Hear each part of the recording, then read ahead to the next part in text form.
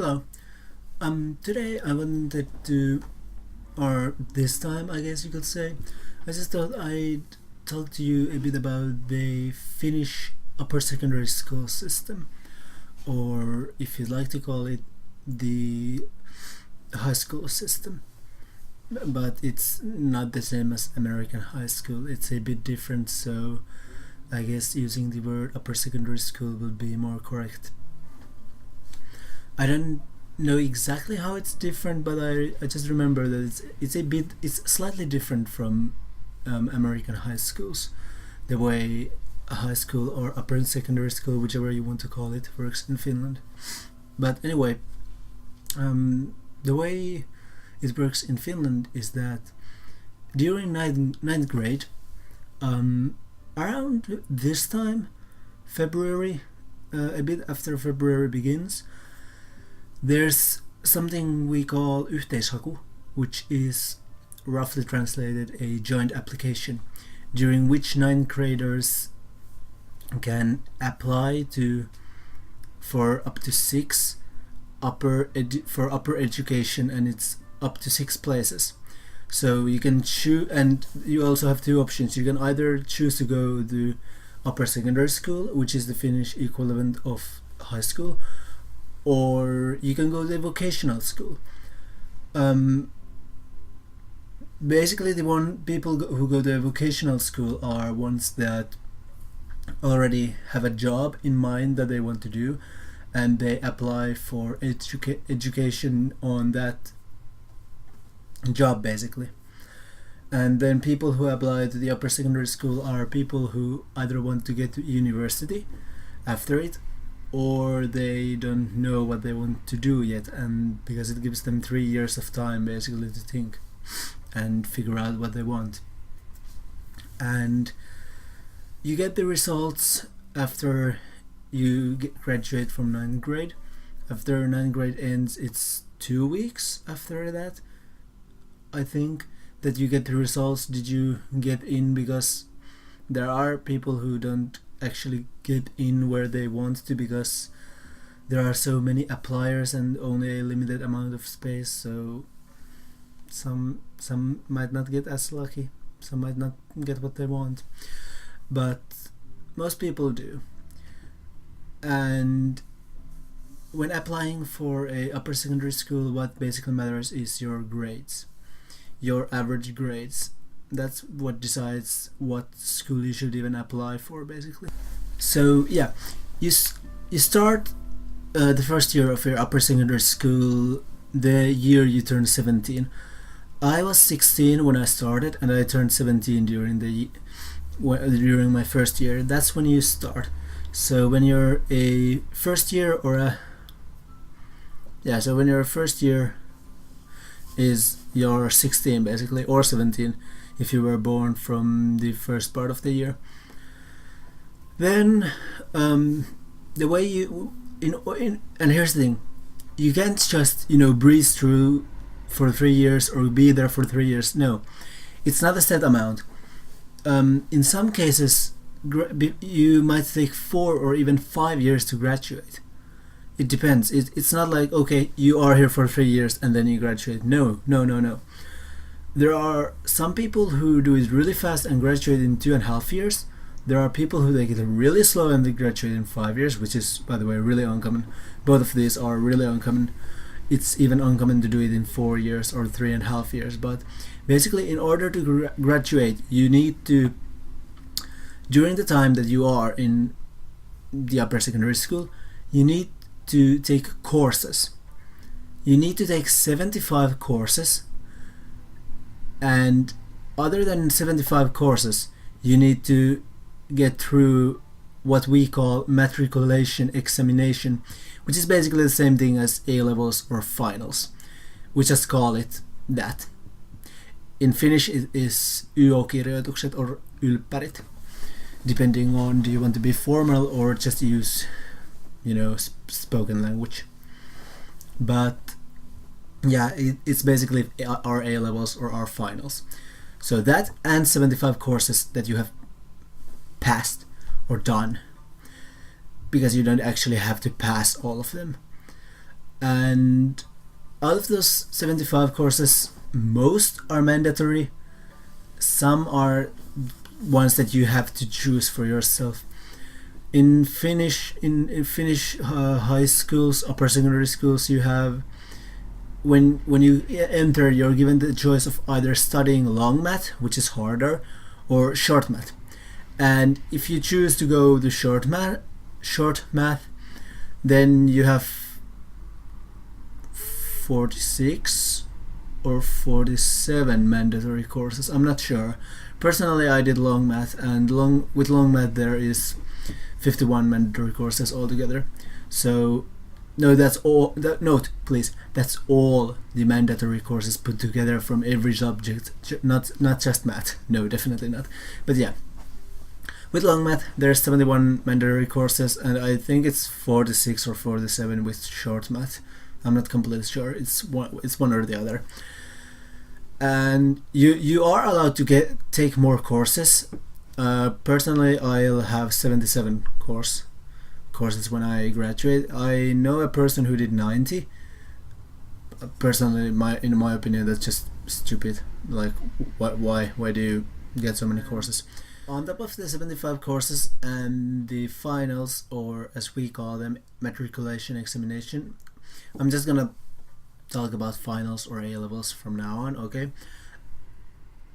So there's basically four, like in order to graduate you need to do 4 finals, or 4 subjects for finals, or take the matriculation examination in 4 subjects. That's what you need to do in order to graduate. And the goal is that during your first year you get 30 courses. I had like 36 or something like that. Then it's like that during your second year you also get 30 courses, and then during your 5th year you get, during your 3rd year you get the remaining 15, and you take your matriculation examinations. That's the goal for your 3 years. The first and second year are full, but our senior year, which is what we also call, in Finland we call it abivuosi, which is basically a abi year. It comes from Latin, I think, abiturienti or something like that. Basically, it means we are 3rd years, we are seniors. That's basically what it means. But the Finnish school year is divided to 5 periods, and the last year, the senior year, is only 3 periods. So whereas you had during your first and your second year you had 5 periods to gather courses, now you only have 3. You are allowed to take courses in the 4th period, in some very rare cases even in the 5th period, but those are not, you shouldn't count on that. You should count on the fact that you should get all your courses on the first 3 periods, because that's a goal. Because at the end of our 3rd period, at the start of our 4th period, we have something we call penkkarit, which is basically we get on trucks and we throw candy to people and circle around the central, it's basically a tradition which every single high school does every single year, because it's like, we are the seniors, we have graduated, we have finished our school, and that's basically it. I'll do another video on that subject later, but anyway, so because that's at the end of our 3rd period / at the start of the 4th period, you should aim to get all your courses done by at the end of your 3rd period, so that after you've already graduated, that you have done all the school you need to do, you don't actually have to go back to school anymore. And then you get a few weeks of basically vacation during which you have to study. That's why we call it lukuloma, which is studying vacation. And you have to prepare for your finals or your matriculation examinations. And here's the thing, you can't just randomly choose 4 subjects. You have to take mother tongue, which in our case is Finnish. It's mandatory. Another then you get a choice between either math or Swedish, because Swedish is Finland is a bilingual. I don't know how to pronounce it, but we basically have two mother tongues, and Swedish is the other one. So you get a choice between math or Swedish. You have to take one of the other. Then the third one is what we call reaaliaine, which is basically something like religion, biology, geography, physics, chemistry, basically any other subject. That's your third one. You have to choose one of those. And then the fourth one is a foreign language. You can write Swedish in that if you want to write do both Swedish and math.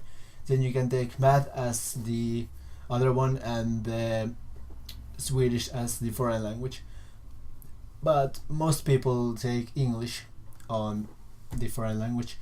And one of these 4 subjects has to be long. So if you're studying short math, then you either have to do the matriculation examination for long English or long Swedish. In my case, I have long math, so I didn't have to do long English, but long English is still easy. Long English is basically what everyone does, regardless whether you have long math or something else, because it's English. In Finland we have to study English since 1st grade, and Swedish for us starts at the 7th grade. It's like we start studying English either on the 1st grade or on the 3rd grade, whereas our second language we start studying on the 7th grade. It makes no sense, but I'm not the one who did the system. It doesn't even matter to me. Also, the fact that there are less mandatory courses in our second language, Swedish, than there are in English is also a bit mind-boggling. But hey, I'm not the one who decided on the system, and I'm not complaining. I'm honestly really bad at Swedish, so I'm just glad. But anyway, but you're not forced to do the matriculation examinations for only 4 subjects. You are allowed to take more subjects if you want. A friend of mine did 7, I think. I'm doing 5. Most people do 5 or 4. There are people who do 6 or upwards if they want to. In some cases I see the point of doing it, but if it's just for fun, then I don't know why, because it's not free. You have to pay for it. That's basically the only thing you have to pay for, by the way. In Finland, education is mostly free. When you apply to a upper secondary school, you don't need to pay anything. We don't pay to go to school.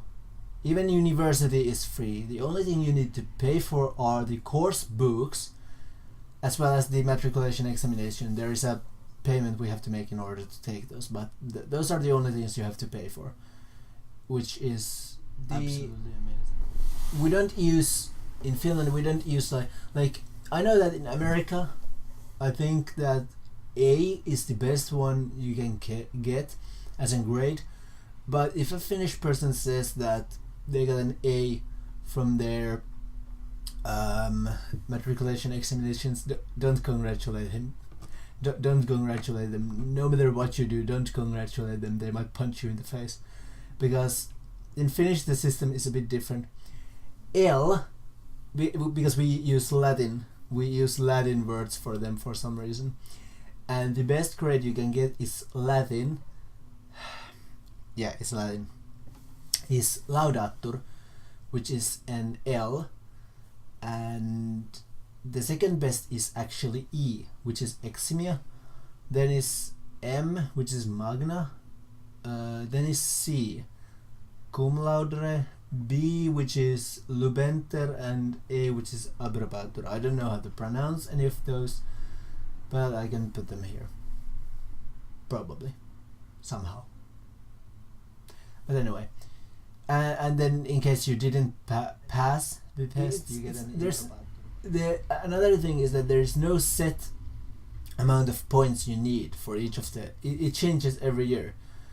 because it's made so that the top 5%, the absolute best 5% get an L, the next 15% get an E, the next 20% get an M, then 24% get a C, the next 20% get B, the next 11% get A, and the absolute last 5% get an I.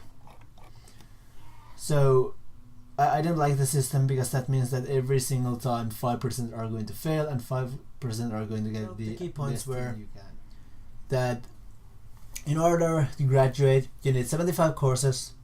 You have the school year is divided to 5 periods, but in your senior year you only have 3 periods. Even if you are graduating in 3 years, you are allowed to take more, but most people don't. Most people graduate in 3 years.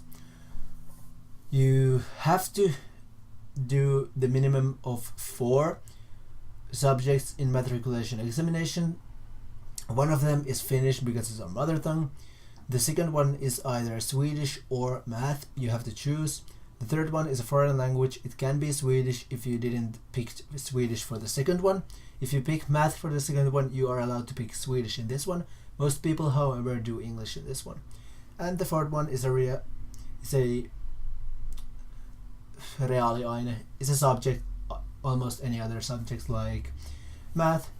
No, not math. It's basically any other subject other than math and languages. So basically history, religion, biology, geography, physics, chemistry, anything like that. 75 courses and you can graduate. It's that simple. The only thing you need to pay for, course books and the entry payment for the matriculation examinations. It's honestly that simple. And then